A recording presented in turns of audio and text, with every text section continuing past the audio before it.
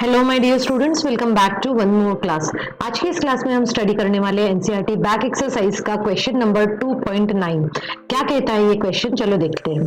A sample of drinking water was found to be severely contaminated with chloroform suppose to be carcinogen. Carcinogen मतलब होता है कि जो cancer cause कर सकते हैं उसको हम कार्सिनोजेनिक कहते हैं। यहाँ पर वैसे उसका कोई रोल नहीं है, कैंसर कॉजिंग एलिमेंट्स को कार्सिनोजेनिक कहते हैं। तो क्लोरोफॉर्म क्या है, वही है। अब उन्होंने क्या कहा है कि इस जो क्लोरोफॉर्म इसने ड्रिंकिंग वाटर को काफी कुछ कंटेमिनेटेड करके रखा हुआ है। तो यहाँ पर बोला गया है the level of contamination was 15 ppm। यहाँ पर बताया गया लेवल कितना है, 15 ppm है। तो हमें दो क्वेश्चंस यहाँ पर पूछे गए हैं, express this in percent by mass, और सेकंड जो बोला गया है वो है determine the molality of chloroform in the water sample.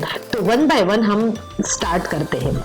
यहाँ पर क्या कहा गया है पहले देखो, और उससे हम क्या कंक्लूजन कर सकते हैं ये भी मैं आपको बताती हूँ। यहाँ पे लिखा है 15 ppm। अब 15 ppm मतलब क्या होता है, ppm कॉन्सेप्ट हमने ऑलरेडी पढ़ चुके हैं। ppm मतलब होता है पार्ट्स पर मिलियन, पार्ट्स इन मिलियन या फिर पार्ट्स पर मिलियन भी आप इसको कह सकते हो। मिलियन मतलब क्या होता है, 10 to the power 6। ठीक है, अब देखो इसको हम क्वेश्चन को सॉल्व करना शुरू करते हैं। क्वेश्चन में जिस तरीके से हमसे पूछा गया है express this in percent by mass, तो हम इसको निकाल लेंगे परसेंटेज बाय मास।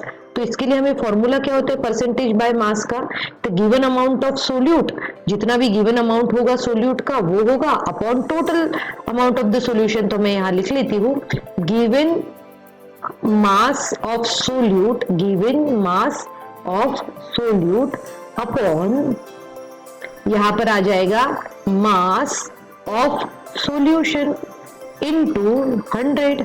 अब देखो यहाँ पर कहा है 15 ppm और पार्ट्स इन मिलियन मतलब 10 to the power 6।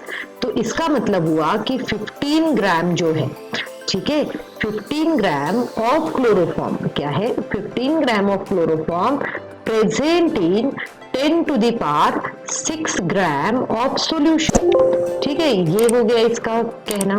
अब देखो यहाँ पर हम लिख लेते हैं 16 ग्राम ऑफ, फिर यहाँ पर कितना आया हमारा 15 अपॉन 10 to the power 6 हो जाएगा ये, इनटू कितना हुआ 100। आप इसको सॉल्व करोगे तो आंसर आपका आएगा 15 इंटू 10 to the power -4%। ये आपका आंसर निकल गया है हमारे फर्स्ट कॉन्सेप्ट का जो हमसे पूछा गया है यहाँ पे, that is percent by mass. अब चलिए हम इसको सेकंड सॉल्व करते हैं। सेकंड में क्या बोला गया है हमसे, देखो हमसे बोला गया है कि determine the molality of chloroform in the water sample. Molality का फॉर्मूला होता है number of gram moles, number of gram moles of solute, number of gram moles of solute upon, यहां पर आ जाएगा mass of solvent, mass of solvent. ठीक है, mass of solvent हो गया। अब देखो यहाँ पर हम इसमें पहले तो मोल्स निकाल लेते हैं। मोल्स ऑफ सोल्यूट कैसे निकालते हैं हम, moles of solute given mass upon molar mass. Given mass 15 है, मोलार मास कितना होता है CHCl3 का, यहाँ हम निकाल लेते हैं मोलार मास। मोलार मास में आप सबको हम उनके एटॉमिक मासेस को प्लस करना है, जैसे कार्बन 12, हाइड्रोजन 1, क्लोरीन कितना है 35.5 इंटू कितना हो जाएगा ये 3 हो जाएगा। तो टोटल जो आपका आंसर आएगा वो रहेगा यहाँ पे 119.5। ठीक है, ये हो गया। मैं यहाँ पर इसकी वैल्यू लिख लेती हूँ 119.5। अब हम इसमें लिख सकते हैं आराम से। अब देखो यहाँ पर जो हमें बोला गया है ये मास ऑफ सॉल्वेंट, और ये किस में होना चाहिए हमारा केजी में होना चाहिए। यहाँ पर बेटा यहाँ पर हमने लिखा हुआ है कि 16 ग्राम ऑफ सॉल्यूशन। अब देखो 10 to the power 6 gram of solution, और अब हमें 10 to the power 6 gram of solution को ही हम सॉल्वेंट कह सकते हैं। यहाँ पर हम उसको सॉल्वेंट कह सकते हैं क्योंकि क्वेश्चन में ही ये दिया है। ठीक है, इसके बेसिस पे हम यहाँ पर इसका ये लिख लेते हैं 15 upon 119.5 divided by mass of solvent कितना था 10 to the power 6 divided by 1000। अब इसको आप और सिंप्लीफाई कर लो।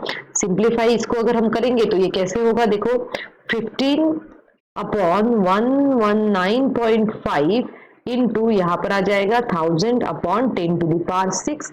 आप जब इसको और भी सॉल्व करोगे तो आपका आंसर अप्रोक्सीमेटली आएगा 1.25 इंटू -4 और ये होगा मोलाल, जिसको हम स्मॉल m से भी डिनोट कर सकते हैं। तो इस तरीके से हम इस क्वेश्चन को सॉल्व करेंगे। आई होप आप सबको समझ में आ गया होगा। Thank you everyone.